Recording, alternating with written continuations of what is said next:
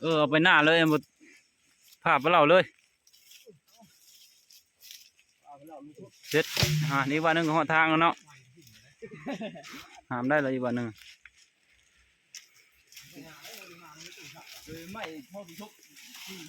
ยาวแต่เราจะเอาไม้เนาะ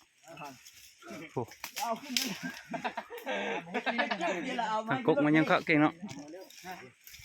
ก็ใหญ่จำปะเดี๋ยวเรากันดิจ้าบอกว่าได้วายผมหยาเลยบ่ก็คือแต่เพลงระวังนี่พ่อป้าได้มันคืนได้ช่วงไปอีกนี่ไปใส่ดิน้ำหนัก3 โต๊ะเลยท่านนะมาเด้อพาในคุณพอเข้าแต่กุ๊กมันเนาะ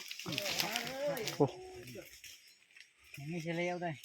เฉลียววินเลยเนาะมีเฉลียวงามเลยบันนี้ขึ้นก็เอาเชลล์ได้เด็กยังดีชับเสียงแชมนี่เอาเชลล์วินขึ้นก็ได้จะได้คนอื่นติดจัดอยู่เลยมันเปื่อย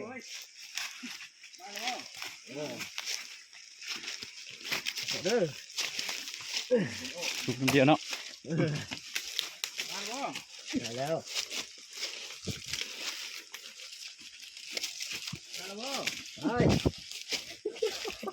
เก่งใจเก่งกว่าด้วย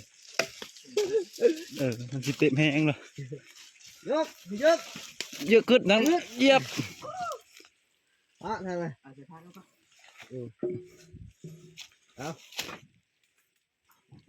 จุ่มเข้าไปก่อนเลยเอาอย่ามันเจ็บป่ะเอายูหน้าพี่ดูเอา